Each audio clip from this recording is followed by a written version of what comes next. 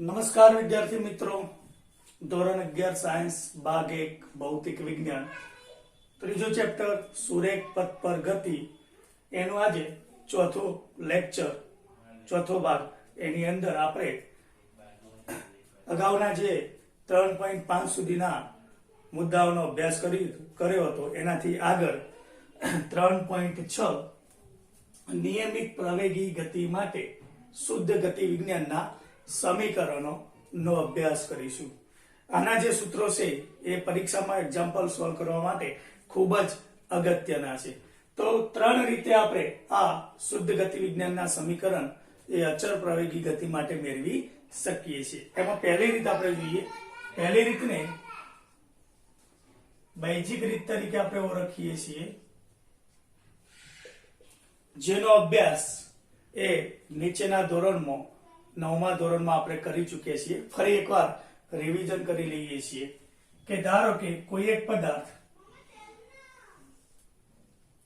અચળ પ્રવેગી ગતિથી એ બિંદુથી t બરાબર 0 સમય, અહીંયા એનો શરૂઆતનો વેગ આપણે v બરાબર v0 લઈએ છીએ, અને સુરેખ પથ પર ગતિ કરી t બરાબર t સમય b બિંદુએ પહોંચે ત્યારે એનો અંતિમ વેગ, પ્રારંભિક વેગ, અંતિમ વેગ એ v છે. અને ધારો કે આ બંને વચ્ચેનું અંતર એ d છે. સુરેખ પથ પર ગતિ કરે છે એટલે અંતર અને સ્થાનાંતર બંને સમાન જ થશે. તો અહીંયા આપણે આકૃતિ પરથી લખી શકીએ કે આકૃતિમાં દર્શાવ્યા પ્રમાણે કોઈ પદાર્થ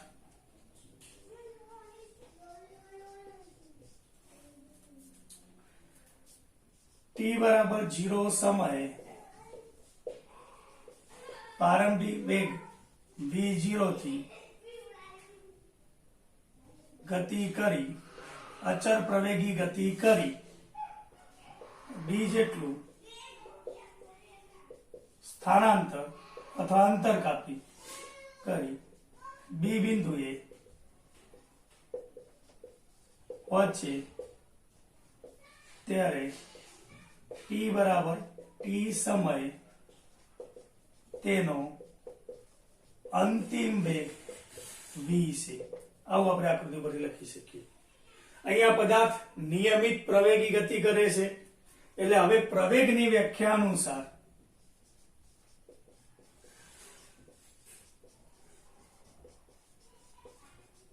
કારણ કે t બરાબર 0 બિંદુ t બરાબર 0 સમયે એ બિંદુ પાસેનો શરૂઆતનો વેગ v0 હતો. d જેટલું સ્થાનાંતર કરી t બરાબર t સમયે b બિંદુ પાસે પહોંચે ત્યારે એનો અંતિમ વેગ v છે. એટલે કે સમય સાથે એના વેગમાં ફેરફાર થાય એટલે પ્રવેગ ઉત્પન્ન થાય.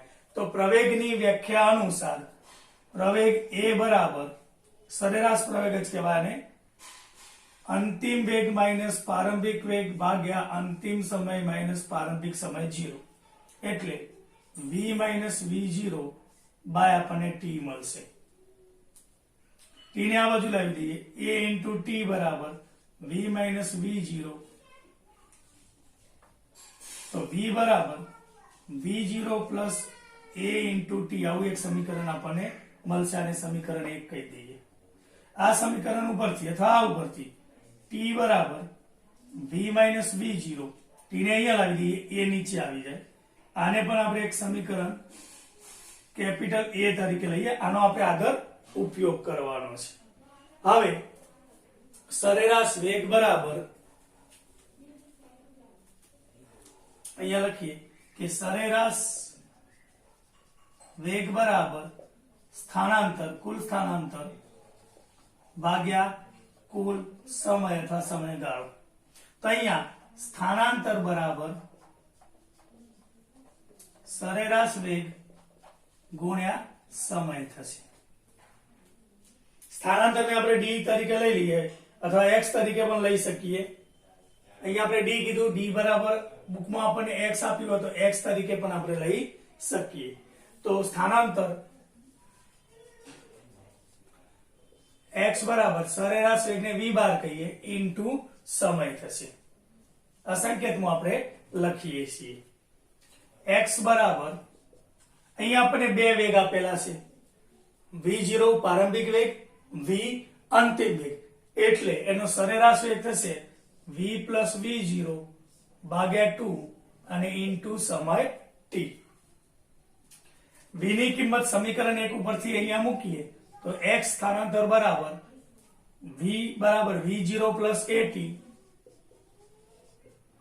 Plus v0 by 2 into t. x બરાબર v0 પ્લસ v0 એટલે 2v0 બાય 2 અને આની સાથે પણ આપણે ગુણાકાર કરી નાખીએ તો ઇન્ટુ t પ્લસ બીજું પદ થશે a ઇન્ટુ t સ્ક્વેર, આની સાથે ગુણાકાર કરી નાખીએ બાય 2, અહીંયા 2 ઉડી જશે એટલે x બરાબર v0t પ્લસ 1/2 at સ્ક્વેર. આ આપણને બીજા નંબરનું સમીકરણ મળશે. ફરીથી આ સમીકરણનો ઉપયોગ કરીએ આપણે કે સ્થાનાંતર બરાબર સરેરાશ વેગ ગુણ્યા સમય. સરેરાશ સ્થાનાંતર ને x, સરેરાશ વેગ આપણે v પ્લસ v0 બાય 2. હવે સમીકરણ a નો ઉપયોગ કરીએ કે સમય t બરાબર v માઇનસ v0 સમીકરણ a પરથી બાય a, તો અહીંયા x બરાબર v પ્લસ v0 બીજા કૌંસમાં v માઇનસ v0 નીચે 2a, એકમાં પ્લસ બીજામાં માઇનસ આપ્યું. બે વર્ગોના તફાવતના સૂત્રનો ઉપયોગ કરીએ જે અગાઉના ધોરણમાં અભ્યાસ કરી ચૂક્યા છો. v square minus v0 square ભાગ્યા 2a, તો અહીંયા v square minus v0 square બરાબર 2ax. આ સમીકરણ નંબર 3 કહીએ. તો શુદ્ધ ગતિ વિજ્ઞાન ના આ 1, 2 અને 3 સમીકરણો અહીંયા આપણને મળે છે. અચળ પ્રવેગી ગતિ માટે અહીંયા સમીકરણો મળે. આ સમીકરણો આપણે બૈજિક રીતે મેળવેલા છે. અહીંયા આપણે 11મા ધોરણમાં આલેખની રીતે અને કલનશાસ્ત્રની રીતે જે તમને ઉદાહરણમાં આપ્યું છે એ પણ મેળવી શકીએ. કલનશાસ્ત્ર એટલે સંકલનનો ઉપયોગ આપણે એની અંદર કરવાનો થશે. તો અહીંયા તમને આની અંદર ખ્યાલ આવી ગયો હશે. નોટબુકમાં નોંધવું હોય તો નોંધી લેજો, પછી આપણે બીજી રીત સ્ટાર્ટ કરીએ છીએ.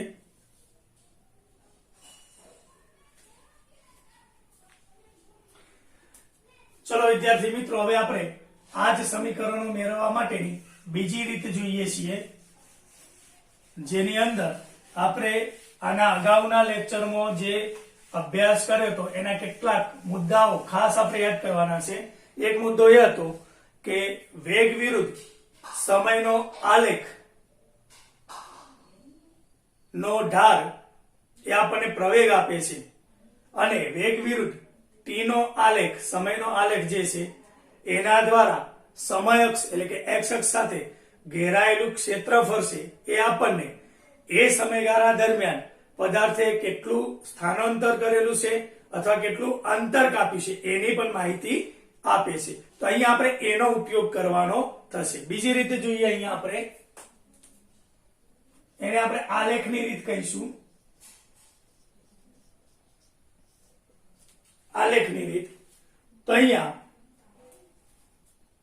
વેગ વિરુદ્ધ સમયનો એક આલેખ દોરીએ છીએ આપણે.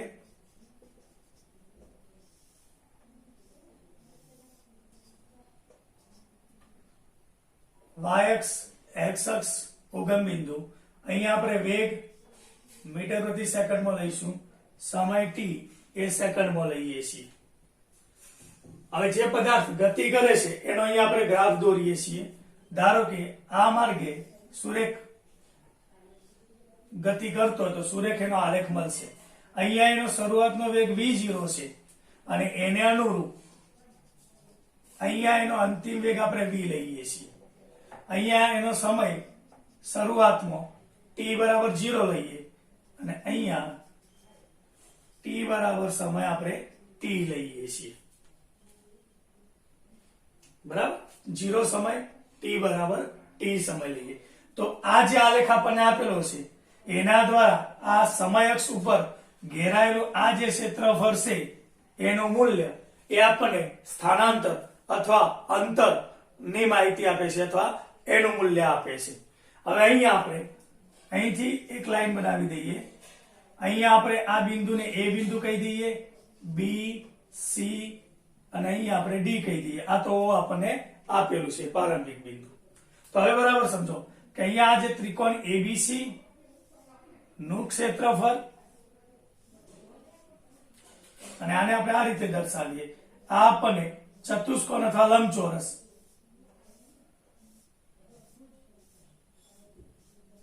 ACDO મળશે. તો હવે આપણે આના ઉપરથી કે અહીંયા આકૃતિમાં કોઈ પદાર્થ t બરાબર 0 સમય પ્રારંભિક વેગ v0 થી નિયમિત પ્રવેગી ગતિ કરી t બરાબર t સમય અંતિમ વેગ v પ્રાપ્ત કરે છે. આપણે આલેખ અને આના માટે આપણે v વિરુદ્ધ t નો આલેખ આકૃતિમાં દર્શાવેલ છે. પહેલો મુદ્દો શું લખીશું? આકૃતિનું વર્ણન.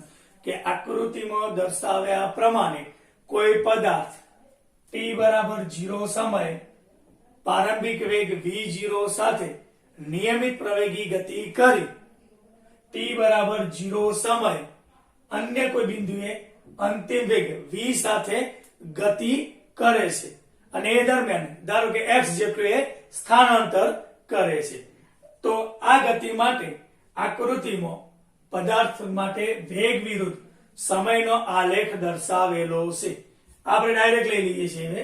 હવે અહીંયા ખાસ સમજવાનું છે કે આકૃતિમાં દર્શાવ્યા પ્રમાણે જે આપણને AB આપેલું છે એ AB નો ઢાળ જે છે એ સરેરાશ પ્રવેગ આપશે. જો અહીંયા આપણે બૈજિક રીતમાં આપણે સૂત્રનો ઉપયોગ કરતા, આલેખની રીતમાં આલેખનો ઉપયોગ કરવાનો છે. તો અહીંયા રેખા AB જે આપણને આપેલું છે, રેખા AB નો ઢાળ, રેખા AB નો ઢાળ બરાબર શું થશે? તો ઢાળ બરાબર BC ભાગ્યા AC. અને ઢાળનું મૂલ્ય શું આપશે? v વિરુદ્ધ t નો આલેખનો ઢાળ એ આપણને પ્રવેગનું મૂલ્ય આપે છે. એટલે પ્રવેગ a કહેવાશે એને BC. ચલો b ની સામે કેટલા છે? હવે અહીંયા આપણે થોડું વાર સમજી લઈએ કે આ આપણને વેગ v છે અને આ આપણને વેગ v0 નું મૂલ્ય દર્શાવે છે. એટલે આ બાકીનું મૂલ્ય જે છે એ v v0 થશે. એટલે આ v v0 થશે BC. અને આ 0 થી t એટલે t 0 એટલે આ મૂલ્ય જે છે એ t થશે અહીંથી અહીંયા. અને આ આપણને v0 છે. આટલું આપણે થોડું ધ્યાનમાં રાખવાનું છે. અને આ જે છે એ શરૂઆતનો વેગ v0 નું મૂલ્ય દર્શાવશે. અહીંથી બે આલેખ આપણે અલગ કરીએ છીએ. ઓકે. તો હવે AB નો ઢાળ બરાબર BC ભાગ્યા AC. તો પ્રવેગ A બરાબર B ને અનુરૂપ v, C ને અનુરૂપ v0 બરાબર AC આપણને આપેલું છે. એટલે A ને અનુરૂપ 0 એટલે સોરી અહીંયા આપણે CA લખીએ, BC ભાગ્યા CA આવશે. એટલે C ને અનુરૂપ T અને A ને અનુરૂપ આપણને 0 મળશે. એટલે કે v v0 બાય t એ જ મળશે જે સૂત્ર આપણે અગાઉ મેળવ્યું હતું. અગાઉ સૂત્ર આપણે જે લખ્યું હતું બૈજિક રીતમાં એ જ સૂત્ર મળશે. પણ અહીંયા આપણે ઢાળનો ઉપયોગ કરીને આ મેળવીએ છીએ. હવે આગળ તો a * t નો ગુણાકાર કરીએ કે a * t બરાબર v v0. તો v બરાબર v0 plus a * t. આગળ મેળવી એ જ સમીકરણ ફરીથી આપણને મળી જશે. સમીકરણ 1 કહી દઈએ. આગળ આપણે t નો ઉપયોગ કરવાનો એટલે t ને સૂત્ર કરતા બનાવીને એક સમીકરણ લખી દઈએ જે અગાઉ આપણે જોયું હતું એ જ પ્રમાણે. આને a કહી દઈએ, સમીકરણ 1. હવે સ્થાનાંતર મેળવવું છે. તો અહીંયા સ્થાનાંતર કેટલા સમયગાળા દરમિયાન? 0 થી t સમયગાળા દરમિયાનનું સ્થાનાંતર મેળવવા માટે સ્થાનાંતરને આપણે x કીધું હોય તો x બરાબર, હવે આપણે મેં તમને હાલ વિધાન કીધું યાદ કરો કે જે AB રેખા વડે સમય અક્ષ પર જે ક્ષેત્રફળ ઘેરાયેલું છે એ ક્ષેત્રફળનું મૂલ્ય એ સમયગાળા દરમિયાન વેગ વિરુદ્ધ t ના આલેખમાં સ્થાનાંતરનું મૂલ્ય દર્શાવે છે, સ્થાનાંતર આપે છે. તો અહીંયા ત્રિકોણ એબીસી નું ક્ષેત્રફળ આટલું એબીસી નું ક્ષેત્રફળ વત્તા ચતુષ્કોણ લઈએ આપણે અથવા લંબચોરસ એ સી ડી ઓ નું ક્ષેત્રફળ થશે. ચલો સમજાય ગયું બરાબર. ચલો ત્રિકોણ નું ક્ષેત્રફળ શું થશે? 1/2 પાયો ગુણ્યા વેગ. 1/2 પાયો ગુણ્યા વેગ અને આ લંબાઈ ગુણ્યા પહોળાઈ. ચલો 1/2 આ ત્રિકોણ એબીસી નો પાયો, ત્રિકોણ એબીસી નો પાયો શું કહેવાશે? એસી અને વેધ શું કહેવાશે? બીસી વત્તા આ જે ચતુષ્કોણ કે લંબચોરસ આપણને આપેલો છે એની લંબાઈ એસી ગુણાકારમાં આને આપણે પહોળાઈ કહીએ સી ડી. ચલો 1/2 એસી નું મૂલ્ય કેટલું છે? તો એસી નું મૂલ્ય T BC v minus v0, BC નું મૂલ્ય v માઇનસ v0 થશે પ્લસ એસી ટી અને સીડી એટલે v0 એટલે v0 ઇન્ટુ ટી લઈએ આપણે. આ પદને પહેલું લખીએ, સરવાળો છે માટે આપણે ગમે તે ક્રમમાં લખી શકીએ v0 ટી અને અહીંયા હવે આપણે આ v ની કિંમત મૂકી દઈએ, અગાઉ આપણે મેળવેલી છે તો સીધો જ આપણને જવાબ મળી જશે. અથવા v માઇનસ v0 ની જગ્યાએ શું લખી શકાય? આનો ઉપયોગ સીધો કરો, આનો સીધો ઉપયોગ કરો. v માઇનસ v0 ની જગ્યાએ a ઇન્ટુ ટી એટલે સીધું મૂકી દે 1/2 ટી અને કૌંસમાં v માઇનસ v0 ની જગ્યાએ a ઇન્ટુ ટી એટલે આપણને મળી ગયું સમીકરણ v0 T plus 1/2 a T into T એટલે ટી સ્ક્વેર એક્સ. ચલો આ ખ્યાલ આવી ગયો. બીજું સમીકરણ અહીંયા આપણે અગાઉ સમીકરણ મેળવ્યું હતું એ જ સમીકરણ મેળવ્યું છે, પરંતુ ફરક એટલો છે કે અહીંયા આપણે ત્રિકોણ અને લંબચોરસના ક્ષેત્રફળનો ઉપયોગ કરેલો છે. ક્ષેત્રફળથી સ્થાનાંતર મેળવીએ છીએ. છેલ્લું સમીકરણ મેળવવા માટે આપણે અગાઉ શીખ્યા હતા કે સ્થાનાંતર x બરાબર સરેરાશ વેગ ગુણ્યા સમય. સ્થાનાંતર x બરાબર સરેરાશ વેગ એટલે v પ્લસ v0 બાય 2 અને સમય t એ સમીકરણ a ઉપરથી એની કિંમત લખીએ એટલે v માઇનસ v0 ભાગ્યા a. હમણાં સમીકરણ આવું મેળવ્યું છે v square minus v0 square by 2 થશે. તો is equal to v square minus v0 square 2 into a થશે એટલે 2ax. આ આપણને અગાઉ સમીકરણ મેળવ્યું એ 3 નંબરનું. તો અગાઉ આપણે બેઝિક રીત જોઈ હતી, અહીંયા આપણે આ આલેખની રીતે સમજીએ છીએ. હવે આપણે યાદ રાખવાનું છે કે જો આપણે t બરાબર 0 સમયે સ્થાનનો xm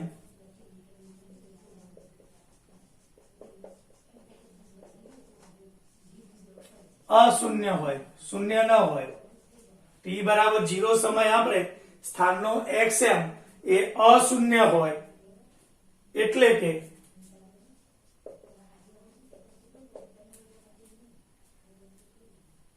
એ આપણે x0 લઈએ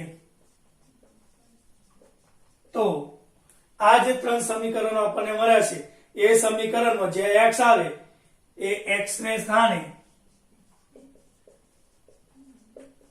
x માઇનસ x0 લઈએ એટલે આપણું જે સંદર્ભ બિંદુ છે એના અગાઉ એને ધારો કે શરૂઆતનું અંતર x0 કાપેલું હોય અને પછી આપણે એને ધ્યાનમાં લઈએ છીએ તો આપણે x ને સ્થાને x માઇનસ x0 લઈએ એટલે ઉપરના ત્રણ સમીકરણ છે એને ફરીથી આ રીતે લખાશે. એમાં પહેલા સમીકરણમાં તો કે x આવતો નથી એટલે v બરાબર v0 પ્લસ at થશે. બીજું સમીકરણ જે છે એની અંદર x ની સ્થાને x માઇનસ x0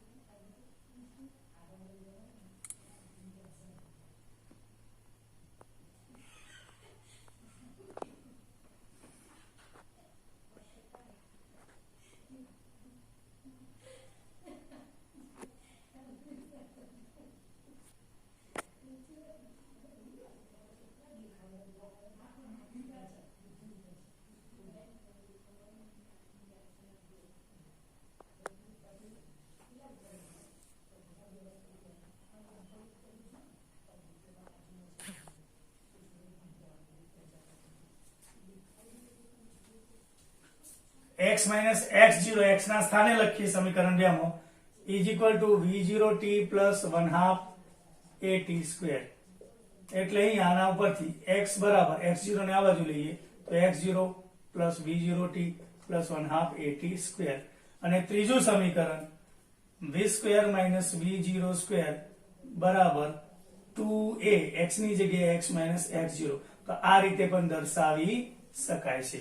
તો આ મિત્રો આલેખની રીતે આપણે અચળ પ્રવેગી ગતિ કરતા પદાર્થના શુદ્ધ ગતિ વિજ્ઞાનના સમીકરણો મેળવ્યા. હવે ત્રીજી રીતે લઈએ તો ત્રીજી રીત જે છે એ કલનશાસ્ત્રની રીત છે વિદ્યાર્થી મિત્રો, જેમાં આપણે સંકલનનો ઉપયોગ કરવાનો થશે. તો આ કાઢી નાખું. ત્રીજી રીત જોઈએ છે આપણે.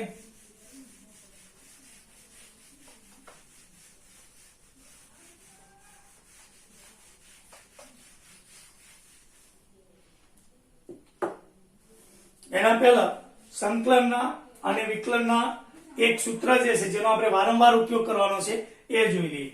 કે ધારો કે આપણને x ની n ઘાત આપેલી હોય કોઈ ભૌતિક રાશિની n બરાબર 1 થી n સુધી આપણે કોઈ ઘાત લઈએ અને એનું આપણે સમયની અહીં x આપ્યો છે તો x ની સાપેક્ષે વિકલન કરવાનું હોય. તો એનું સૂત્ર આપણે લઈએ કે કોઈ ભૌતિક રાશિ, તો અહીંયા જ્યારે આપણે વિકલન માટે લઈએ છીએ તો n ઘાત આગળ આવશે, x n ની માઈનસ 1 ઘાત આવશે. તો આ રીતે આપણે લખી શકીએ. અહીંયા આપણે ખાસ સમયની સાપેક્ષે ભૌતિક રાશિ બદલાતી હોય તો સમયની સાપેક્ષે લઈએ તો અહીંયા t પર લખી શકીએ છીએ. અને જો સંકલન હોય આનું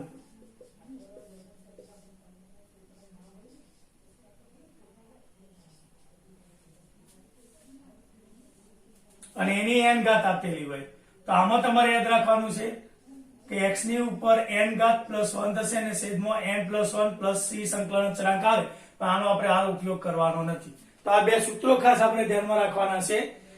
બરાબર, x ની n ઘાત આપેલી હોય તો વિકલનમાં a ઘાત આગળ કરી અને એ જેનું આપણે વિકલન કરીએ છીએ એના ઉપર n માઇનસ 1 એક ઘાત બાદ કરવાની છે અને સંકલનની અંદર પ્લસ એક ઉમેરી એટલું ને એટલું છેદમાં મૂકવાનું છે. તો હવે અહીંયા આપણે ત્રીજી રીત જોઈએ છીએ કલનશાસ્ત્રની રીત, જે આપણને ટેક્સ્ટ બુકમાં ઉદાહરણ સ્વરૂપે આપેલું છે. પરીક્ષામાં તમને પૂછાઈ શકે કે નિયમિત પ્રવેગી ગતિ માટે શુદ્ધ ગતિ વિજ્ઞાનના સમીકરણ કલનશાસ્ત્રની રીતે મેળવો. તો કલનશાસ્ત્રની રીતે મેળવવા માટે અહીંયા તત્કાલીન પ્રવેગની વ્યાખ્યા અનુસાર અથવા તત્કાલીન પ્રવેગની વ્યાખ્યા પરથી તત્કાલીન પ્રવેગ એટલે a બરાબર dv by dt વેગનું સમયની સાપેક્ષે એકવાર વિકલન લઈએ છીએ. તો અહીંયા dv બરાબર a into dt એટલે આમાં આપણે વર્ણન લખી શકીએ કે કોઈ પદાર્થ નિયમિત પ્રવેગી ગતિ સાથે t બરાબર 0 સમયે પ્રારંભિક વેગ v0 થી ગતિ કરી d જેટલું સ્થાનાંતર કરી અને અંતિમ વેગ t બરાબર t સમયે અંતિમ વેગ v પ્રાપ્ત કરે છે એવું આપણે લખી શકીએ. એટલે આપણે એના માટે આ લઈએ છીએ. હવે અહીંયા આ સમીકરણમાં બંને બાજુ સંકલન લેતા બંને બાજુ આપણે સંકલન લઈએ છીએ. તો બંને બાજુ સંકલન લેતા dv નું સંકલન શરૂઆતનો વેગ એનો v0 છે અને અંતિમ વેગ આપણે v is equal to a into dt શરૂઆતનો સમય 0 છે, અંતિમ સમય આપણે t લઈએ છીએ. તો અહીંયા dv એ ફેરફાર દર્શાવે છે વિકલન અને આ આપણને સંકલન દર્શાવે છે. એટલે અહીંયા ભૌતિક રાશિ પોતે v આવશે, આ યાદ રાખવાનું. એની લિમિટ v0 અને v એમના એમ મૂકી દેવાની is equal to પ્રવેગ નિયમિત પ્રવેગ આપેલો છે એટલે નિયમિત પ્રવેગ તો કેવો રહેશે? અચળ રહે. એટલે આપણે આમાં એક લખી શકીએ a ને બહાર કાઢી નાખવાનું, જેનું મૂલ્ય સમય સાથે બદલાતું ના હોય અચળ રહે, સંકલનમાં બહાર કાઢી દઈએ છીએ t into અહીંયા આપણે dt લઈએ છીએ.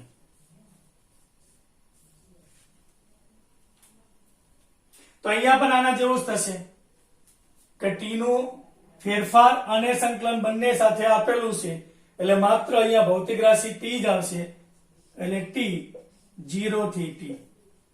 અહીંયા આપણે આ ઉપરની લિમિટ અપર લિમિટ કહેવાશે લોઅર લિમિટ બરાબર. v ની જગ્યાએ કિંમતો મૂકવાની છે એટલે અપર લિમિટ માઇનસ વચ્ચે આવશે લોઅર લિમિટ બરાબર. એવું જ અહીંયા આવશે અને અહીંયા તો t - 0 એટલે t થશે બરાબર. તો v બરાબર આને આ બાજુ લઈ જાઓ v0 a t. જો આપણે અગાઉ સમીકરણ મેળવ્યું હતું 1 નંબરનું એ જ સમીકરણ અહીંયા મળે છે પણ અહીંયા આપણે સંકલનનો ઉપયોગ કર્યો છે એટલે એને કલનશાસ્ત્રની રીત કરીએ છીએ.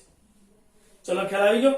આગળ જોઈએ આપણે હવે જેમ અહીંયા તત્કાલીન પ્રવેગ લીધો હતો એની જગ્યાએ તત્કાલીન અથવા તાત્ક્ષણિક વેગની વ્યાખ્યા અનુસાર જોઈએ.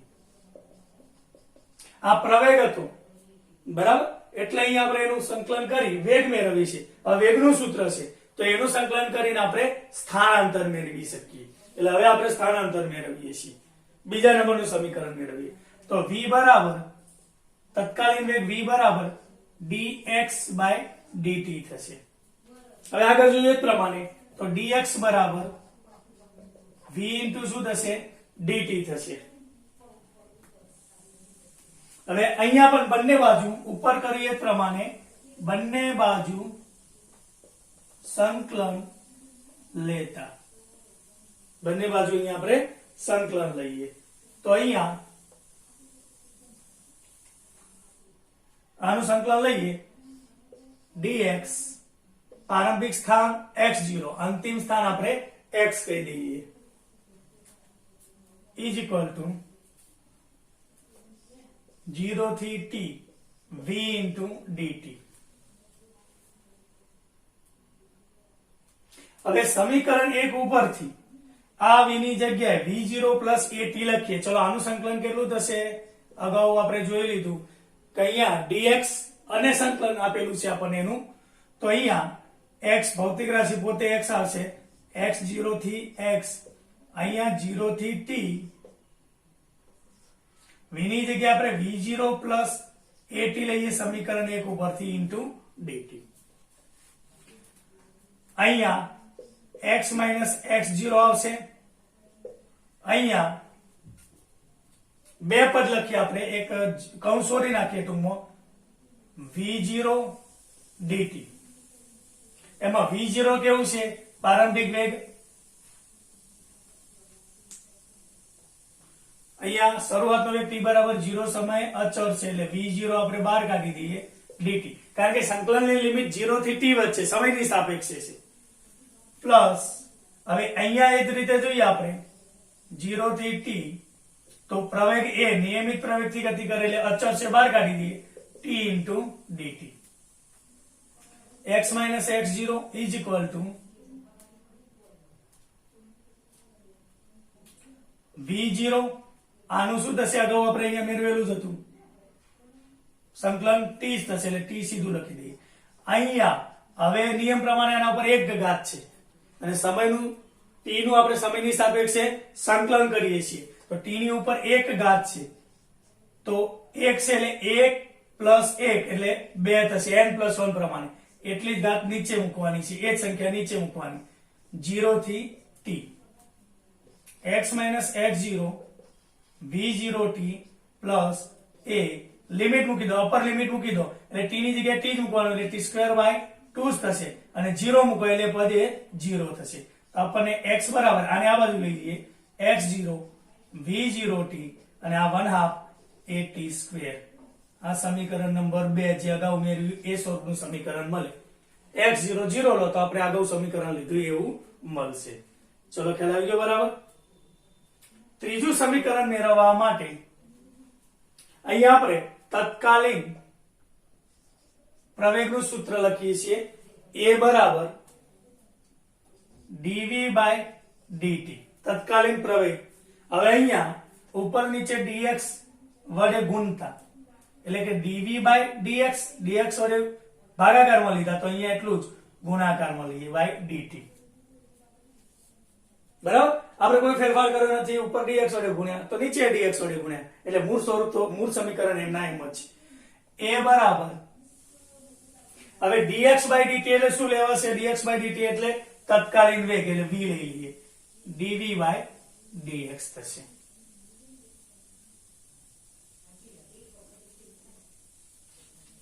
આ dx ને આ બાજુ લઈ જઈએ એટલે a into dx v into dv થશે.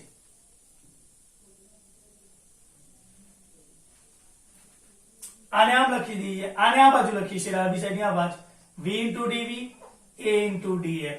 હવે આ સમીકરણની બંને બાજુ સંકલન લેતા, અહીંયા સમીકરણની બંને બાજુ સંકલન લેતા, તો સંકલન લઈએ અહીંયા આપણે, તો અહીંયા 0 થી v0 શરૂઆતનો વેગ થી અંતિમ વેગ v સુધી એ વચ્ચે આપણે અહીંયા સંકલન લઈએ તો v0 થી v into dv is equal to, અહીંયા આપણને x આપેલો છે તો અહીંયા શરૂઆતનો વેગ x0 પ્રારંભિક સ્થાન સ્થાન આપેલું છે, પ્રારંભિક સ્થાન vx0 અંતિમ સ્થાન t બરાબર t સમયે x. આ લિમિટ વચ્ચે આપણે આનું સંકલન કરીએ. હવે a into dx. હવે અહીંયા સંકલન લઈએ તો હવે સંકલનનું સૂત્ર હાલ તમને સમજાવ્યું એ પ્રમાણે શું થશે? v ના ઉપર એક ઘાત છે એટલે 2 ઘાત ભાગ્યા 2 0 થી v0 થી v થશે is equal to, હવે આ જે સંકલન અચળાંક આપેલો છે એ જે આપણને આપેલો છે એ અચળ પ્રવેગ આપેલો, અચળ પ્રવેગ હોય તો સંકલનની બહાર નીકળેલી એક સ્ટેપ અહીંયા વધારે લખીએ, એને બહાર કાઢી નાખો, x0 થી x dx લઈ લો, બરાબર, એટલે એ બહાર રહેશે અને dx નું આપણે બરાબર x0 x વચ્ચે સંકલન કરીએ તો એ x જ મળશે આપણને, x0 થી x. હવે અહીંયા લિમિટ મૂકીએ તો પહેલું પદ v²/2 મળશે અને બીજું પદ v02/2 મળશે is equal to a x minus x0 થશે, upper limit minus lower limit, એ રીતે આપણે મૂકીએ છીએ.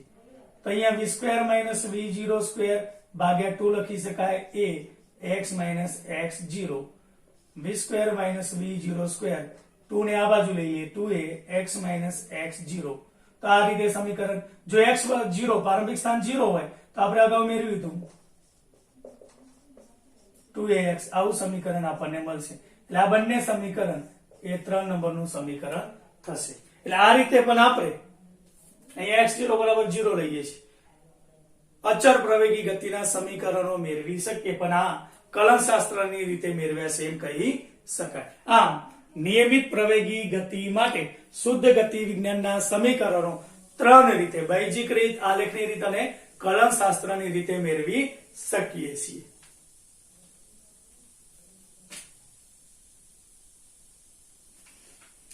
નોટબુકમાં લખો તો લખી નાખજો વિદ્યાર્થી મિત્રો.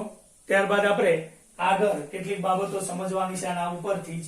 હવે પદાર્થ જ્યારે અધો દિશામાં, અહીંથી કોઈ પદાર્થને આપણે મુક્ત કરી દઈએ, આમ ધારો કે આ પેન છે એને આમ મુક્ત કરી દો તો આ જે ગતિ કરે છે એ મુક્ત પતન ગતિ કરે છે એમ કહી શકાય.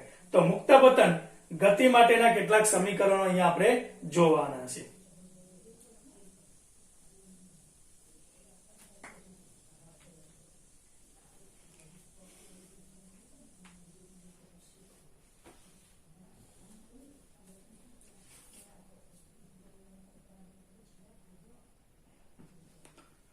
મુક્ત પતન ગતિ માટેના સમીકરણો, પદાર્થ અધો દિશામાં કોઈ બાહ્ય બળ લગાડ્યા વિના એને આમ મુક્ત કરવામાં આવે અને એ જે ગતિ કરે તો એના સમીકરણો મેળવવાના છે. એટલે કે જો પૃથ્વીની સપાટીથી થોડીક ઊંચાઈ, જે આપણે y બરાબર h લઈએ છીએ, પરથી કોઈ પદાર્થને મુક્ત કરવામાં આવે તો એ પૃથ્વીના ગુરુત્વાકર્ષણ બળને કારણે નીચે તરફ પ્રવેગી ગતિ કરશે, સમય સાથે એના વેગમાં વધારો થાય છે. તો આ ગતિને આપણે પદાર્થની મુક્ત પતન ગતિ તરીકે લઈ શકીએ છીએ. ગુરુત્વ બળને કારણે ઉદ્ભવતા પ્રવેગ ના માનને આપણે, એટલે ગુરુત્વ પ્રવેગને g વડે દર્શાવીએ છીએ. જો હવાનો અવરોધ અવગણવામાં આવે, આમાં હવાનો અવરોધ અવગણવાનો, તો જ આપણે પદાર્થની ગતિને શું કહી શકીએ?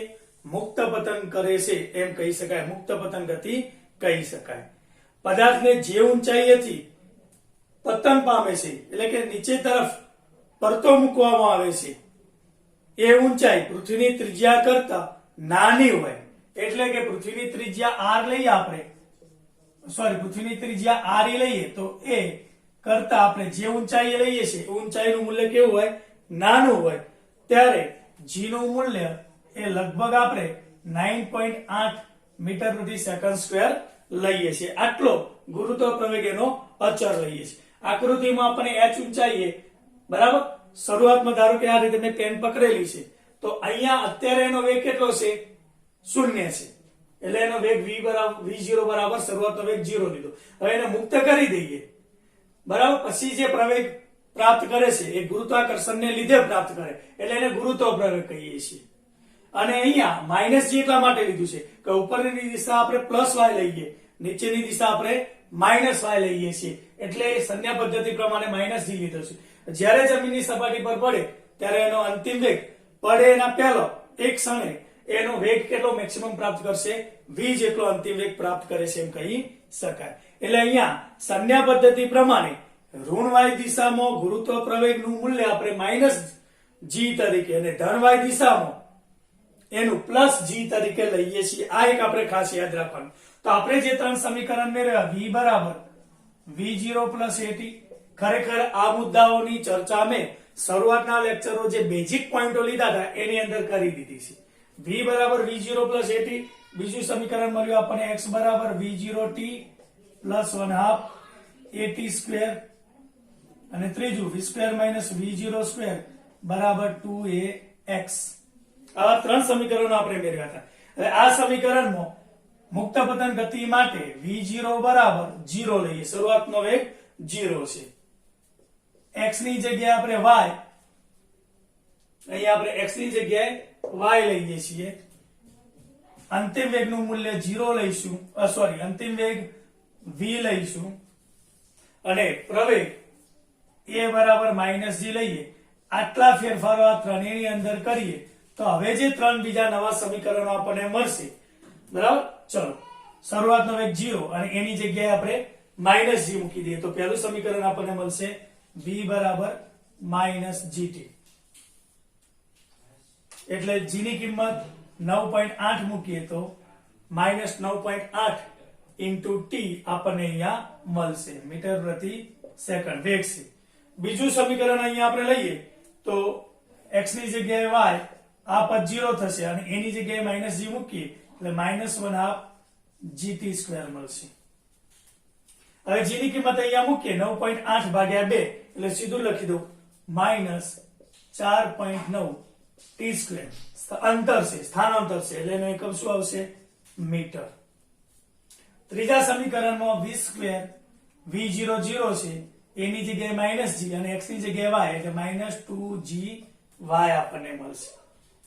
અહીંયા g ની કિંમત આપણે 9.8 મૂકી દઈએ અને 2 સાથે ગુણી દઈએ તો -19.6 y v સ્ક્વેર આપણને આપેલો છે અહીંયા, એટલે મીટર સ્ક્વેર અને એકમ સેકન્ડ -2 થશે. હવે આ જ રીતે વિદ્યાર્થી મિત્રો ઉર્ધ્વ દિશામાં ગતિ કરતા પદાર્થ માટેના સમીકરણો આપણે જોઈએ.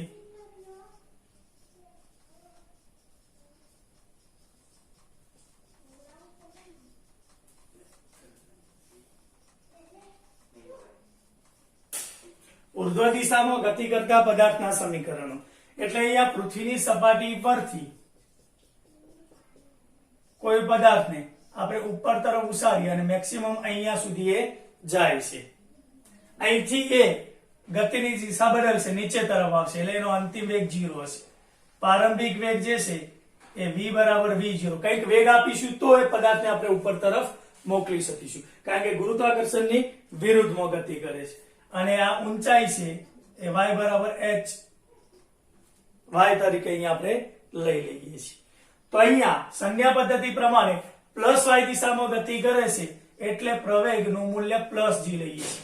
પણ મિત્રો બરાબર ધ્યાન રાખજો, ખરેખર જ્યારે પદાર્થને આપણે ઉપરથી નીચે તરફ ગતિ કરાવીએ છીએ એટલે જેમ જેમ નીચે આવે એમ પૃથ્વીના કેન્દ્રથી એનું અંતર ઘટે છે એટલે ગુરુત્વાકર્ષણ બળ વધે એટલે એના વેગમાં વધારો થાય એટલે પ્રવેગી ગતિ કરે એટલે જેમ જેમ નીચે આવે એમ પ્રવેગમાં જીમાં વધારો થાય અને નીચેથી ઉપર જાય એમ જી ખરેખર ઘટે છે પણ આપણે જે સંજ્ઞા પદ્ધતિ લઈએ છીએ ઉપરની દિશા પ્લસ નીચેની દિશા માઇનસ એ પ્રમાણે અહીંયા પ્લસ થશે આ ખાસ તમારે ધ્યાનમાં રાખવાનું એટલે અહીંયા આકૃતિમાં દર્શાવ્યા પ્રમાણે જો પદાર્થને પ્રારંભિક વેગ v0 થી ઉર્ધ્વ દિશામાં ઉસારવામાં આવે તો y જેટલી ઊંચાઈએ તેનો અંતિમ વેગ v બરાબર 0 થાય છે અહીંયા કારણ કે y ઊંચાઈએ તેના વેગથી y ઊંચાઈએ એની વેગની દિશા શું થશે બદલાશે અને વેગની દિશા બદલાય આમ થઈને આમ નીચે આવશે તો અહીંયા એક ક્ષણે એનો વેગ કેવો થશે એક ક્ષણે 0 થાય છે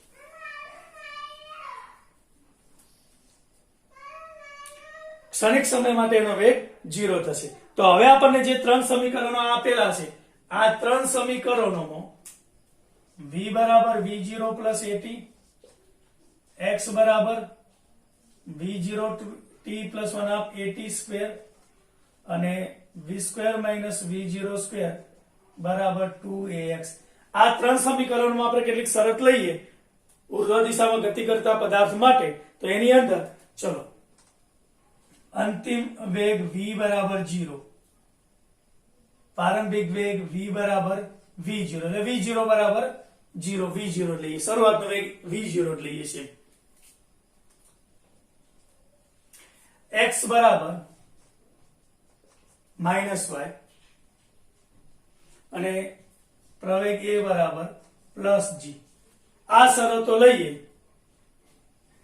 હવે અહીંયા ધ્યાન રાખવાનું કે ઊંચાઈ એટલે ખરેખર અંતર આપ્યું છે અને અંતર એ હંમેશા કેવું હોય ધન હોય બરાબર તો અહીંયા આ જે શરતો છે એ આ સમીકરણની અંદર આપણે મૂકી દઈએ તો ત્રણ નવા સમીકરણ આપણને મળશે એ ત્રણ સમીકરણ v0 જો અહીંયા અંતિમ વેગ 0 બરાબર v0 પ્લસ gt એટલે v0 બરાબર -gt એક આવું સમીકરણ મળશે બીજું સમીકરણ જો આપણે y લઈ x બરાબર -y લઈએ એટલે -y બરાબર v0t plus 1 half gt square આવું સમીકરણ આપણને મળશે અને છેલ્લું સમીકરણ એમાં અંતિમ વેગ 0 છે એટલે -v0 સ્ક્વેર બરાબર 2 a ની જગ્યાએ g અને x ની જગ્યાએ -y એટલે માઈનસ બંને બાજુથી માઈનસ કાઢી નાખો એટલે કે v0 સ્ક્વેર બરાબર 2gy મળશે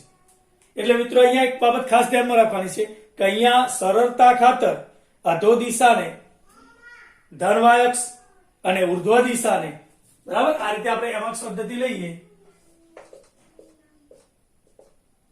આ plus x minus x plus y minus y એટલે અહીંથી આ જે ઉપર આપ્યું છે ઉર્ધ્વ દિશા એને આપણે પ્લસ લઈએ અને આમ નીચે તરફ હોય એ અધો દિશા માટે માઈનસ લઈએ આ એક સંજ્ઞા પદ્ધતિ સ્વીકારી છે એટલે a બરાબર -g અને અહીંયા આપણે a બરાબર +g મળે પણ ખરેખર જેમ જેમ નીચે જાય એમ g નું મૂલ્ય વધે અને નીચેથી ઉપર તરફ જાય તેમ g નું મૂલ્ય ઘટે છે એટલે આ ખાસ ધ્યાનમાં રાખવાનું છે બરાબર સંજ્ઞા પદ્ધતિ પ્રમાણે આપણે આ રીતે સમીકરણો મેળવી શકીએ છીએ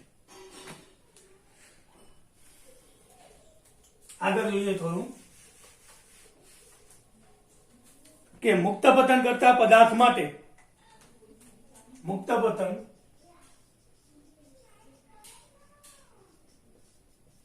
કરતા પદાર્થ માટે આપણે સ્થાન વિરુદ્ધ સમય વેગ વિરુદ્ધ સમય અને પ્રવેગ વિરુદ્ધ સમય આ ત્રણેયના આલેખો દોરવા હોય તો એ આલેખો આપણને આવા મળશે બરાબર સમજો પહેલો આલેખ આપણે આનો દોરીએ છીએ સ્થાન વિરુદ્ધ સમયનો તો સ્થાન વિરુદ્ધ સમય માટે મુક્ત પતન ગતિ માટે આપણે લઈએ છીએ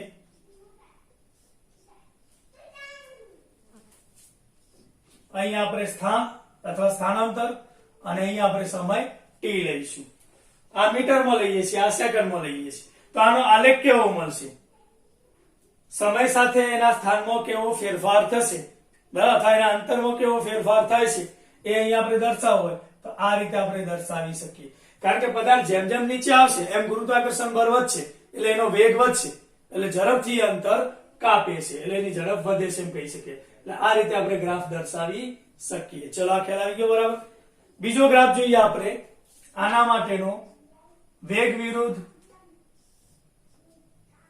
સમયનો v મીટર પ્રતિ સેકન્ડમાં t સેકન્ડમાં અહીંયા આપણે લઈએ તો વેગ વિરુદ્ધ t માં t સાથે વેગમાં થતો ફેરફાર આપણે દર્શાવવો હોય તો આ રીતનો આપણને સુરેખ ગ્રાફ મળશે. બરાબર. અને પ્રવેગ વિરુદ્ધ સમયનો ગ્રાફ દોરીએ. અહીંયા નીચે દોરી દઉં છું. અહીંયા પ્રવેગ મીટર પ્રતિ સેકન્ડ સ્ક્વેર, સમય t સેકન્ડ. તો આના પરથી જ આપણને ખ્યાલ આવી જાય કે અહીંયા વેગ વિરુદ્ધ t નો જે ગ્રાફ આપણને સુરેખ આપેલો છે એટલે એના કોઈ પણ બે બિંદુ વચ્ચેનો ઢાળનું મૂલ્ય સમાન રહેશે. એટલે અહીંયા પ્રવેગ જે છે હવે પૃથ્વીની સપાટીથી નજીકના અંતર માટે g નું મૂલ્ય અચળ એવું આપણે લઈએ 9.8 મીટર પ્રતિ સેકન્ડ સ્ક્વેર. ખ્યાલ આવી ગયો. તો અહીંયા આનો પ્રવેગ કેવો રહેશે? જે પ્રવેગ જે છે એ બરાબર g નીચે તરફ ગતિ કરે છે એટલે માઇનસ g આપણે આમ લઈએ 9.8 મીટર પ્રતિ સેકન્ડ સ્ક્વેર એટલે સંજ્ઞા પદ્ધતિ પ્રમાણે માઇનસ. પ્રવેગનું મૂલ્ય કેવું રહેશે? અચળ રહે છે. પ્રવેગ બદલાતો નથી કારણ કે આનો ઢાળ કેવો છે? શૂન્ય છે. ચલો તો આ રીતે આપણે આ ત્રણ આલેખો સ્થાન વિરુદ્ધ સમય, વેગ વિરુદ્ધ સમય અને પ્રવેગ વિરુદ્ધ સમય ના ત્રણ આલેખો સમજી શકીએ છીએ. હવે વિદ્યાર્થી મિત્રો ત્રણ આપણે બાબતો સમજવાની છે એ અહીંયા આપણે જોઈએ.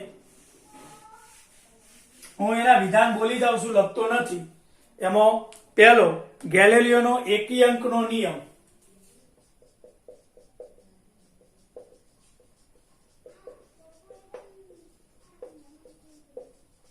એકી અંકનો નિયમ. ગેલેલિયોનો એકી અંકનો નિયમ. તો એની અંદર બરાબર ધ્યાન રાખજો કે જ્યારે પદાર્થ સ્થિર સ્થિતિમાંથી મુક્ત પતન પામતા પદાર્થ દ્વારા સમાન સમયગાળામાં કપાયેલ અંતરો એકબીજાના એવા ગુણોત્તરમાં હોય છે જે ગુણોત્તર 1 થી શરૂ થતી એકી સંખ્યા માટે હોય છે. એટલે કે આમ આપણે લખી શકીએ 1:3:5:7 આ રીતે આપણે લખી શકીએ. ફરીથી વિધાન સમજો. સ્થિર સ્થિતિમાંથી મુક્ત પતન પામતા પદાર્થ દ્વારા સમાન સમયગાળામાં કપાયેલ અંતરો એકબીજાના એવા ગુણોત્તરમાં હોય છે કે જે ગુણોત્તરો 1 થી શરૂ થતી એકી સંખ્યા માટે હોય. એટલે કે 1:3:5:7 એ રીતે આપણે લખી શકીએ. બીજું આપણે ધ્યાનમાં રાખવાનું છે વાહનનું સ્ટોપિંગ ડિસ્ટન્સ.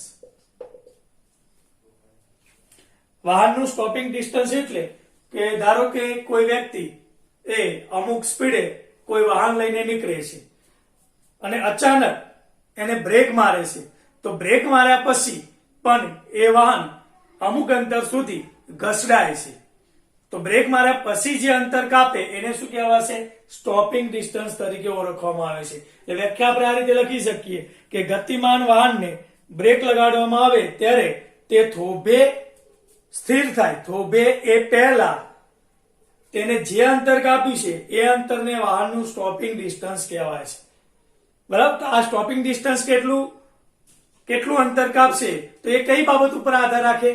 તો બરાબર ધ્યાન રાખજો કે આપણે જે વાહનના પ્રારંભિક વેગ શરૂઆતનો વેગ વધુ હોય તો એને બ્રેક મારીશું તો એ વધુ અંતર કાપશે.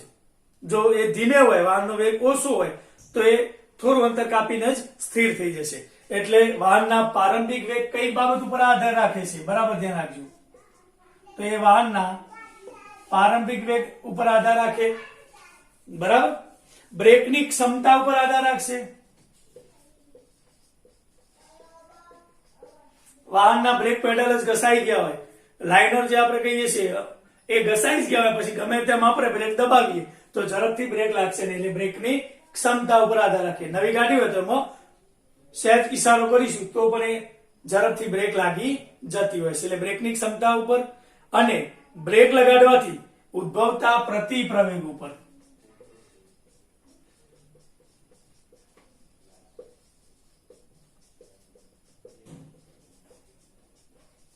પ્રતિ પ્રવેગ એટલે માઇનસ એ કહીએ આપણે. બ્રેક લગાડવાથી એના વેગમાં ઝડપથી ઘટાડો થશે તો ઝડપથી એ સ્થિર થઈ જશે, તો સ્ટોપિંગ ડિસ્ટન્સ આપણને ઓછું મળે. એટલે બ્રેક લગાડવાથી ઉદ્ભવતો જે પ્રતિ પ્રવેગ છે સમય સાથે વેગનો ઘટાડો એના ઉપર એ આધાર રાખે છે. ખ્યાલ? એટલે સ્ટોપિંગ ડિસ્ટન્સ નું મૂલ્ય આપણે મેળવવું તો આના ઉપરથી મેળવી શકીએ. આ આપણું જે સૂત્ર હતું v² - v0² 2a d અથવા x આપણે લેતા. તો આ સમીકરણમાં બરાબર સમજો કે બ્રેક લગાડ્યા પછી વાહન સ્થિર થવાનું છે એટલે એનો અંતિમ વેગ કેવો થશે? 0 થશે. પ્રવેગનું મૂલ્ય કેવું લેવાશે? પ્રતિ પ્રવેગ માઇનસ a અને d ની જગ્યાએ આપણે ds સ્ટોપિંગ ડિસ્ટન્સ કહીએ. તો આ કિંમતો આની અંદર મૂકી દો તો અહીંયા -v0², આ v તો 0 થાય, અંતિમ વેગ કેટલો થાય? 0 થશે એટલે -v0², 2 a ની જગ્યાએ -a એટલે માઇનસ આગળ લઈ લઈએ, d ની જગ્યાએ ds. હવે ds ને સૂત્ર કરતા બનાવો કારણ કે આ જ આપણું શું છે? Stopping distance. એટલે ds બરાબર v0²/2a. આ સ્ટોપિંગ ડિસ્ટન્સ નું સૂત્ર થશે. ત્રીજું આપણે સમજવાનું છે અહીંયા આપણે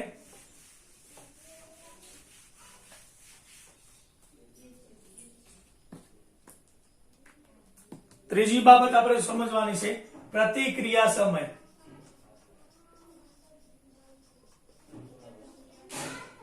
પ્રતિક્રિયા સમય કોને કહેવાય છે? તો બરાબર ધ્યાન રાખજો કે જ્યારે કોઈ પરિસ્થિતિ એવી નિર્માણ પામે કે જેમાં આપણે ત્વરિત પ્રતિક્રિયા આપવાની જરૂરિયાત ઊભી થાય તો તે ક્રિયા ખરેખર કરીએ એના પહેલા અમુક સમય લાગે છે. એ સમયને આપણે શું કહીશું? પ્રતિક્રિયા સમય. આપણે કોઈ પરિસ્થિતિ એવી ઉદ્ભવે કે જેથી કરીને આપણે ઝડપથી તાત્કાલિક ત્વરિત પ્રતિક્રિયા આપવાની જરૂરિયાત ઊભી થાય તો આપણે જે પ્રતિક્રિયા આપીએ છીએ એના પહેલાનો જે સમયગાળો છે કંઈક વિચારીએ છીએ તો એ જે સમય લાગે છે એને આપણે શું કહીશું? પ્રતિક્રિયા સમય કહે છે. એટલે આમ કોઈ વ્યક્તિ અવલોકન કરે, વિચારે અને પછી કાર્યવાહી કરે તે માટે લાગતા સમયને પ્રતિક્રિયા સમય કહે છે. ધારો કે કોઈ વ્યક્તિ વ્હીકલ લઈને રોડ ઉપર ગતિ કરે છે, એટલે કે વ્યક્તિ કઈક વ્હીકલ લઈને નીકળે છે, અચાનક એના રસ્તામાં કોઈ બીજું વાહન આવી જાય કે અન્ય કોઈ વ્યક્તિ આવી જાય તો એ એના વ્હીકલની સ્પીડ, કેટલું ડિસ્ટન્સ છે, આ બધું ધ્યાનમાં રાખી એટલે કંઈક એના વિશે વિચારી અને પછી બ્રેક મારે છે. તો બ્રેક મારે એના પહેલા જે વિચારે છે એના માટે જે સમય લાગે એને શું કહેવાશે? પ્રતિક્રિયા સમય. ક્રિયા થાય એના પહેલા બરાબર એ જે કંઈ વિચારી અને પછી બ્રેક મારે છે તો એના માટે જે થોડો ઘણો સમય લાગે છે એ સમયને એટલે કે ક્રિયા સામે પ્રતિક્રિયા આપવા માટે જે સમય લે છે એ સમયને શું કહેવાશે? પ્રતિક્રિયા સમય તરીકે ઓળખીએ છીએ. તો વિદ્યાર્થી મિત્રો આજના લેક્ચરમાં અહીંયા સુધી આપણે અભ્યાસ રાખીએ છીએ. હવે આ ચેપ્ટરનો આપણે થિયરીનો એક ભાગ અથવા એક ટોપિક બાકી રહેશે 3.7 સાપેક્ષ વેગ. એના વિશે નેક્સ્ટ ટાઈમ આપણે અભ્યાસ કરીશું. નમસ્તે, ધન્યવાદ.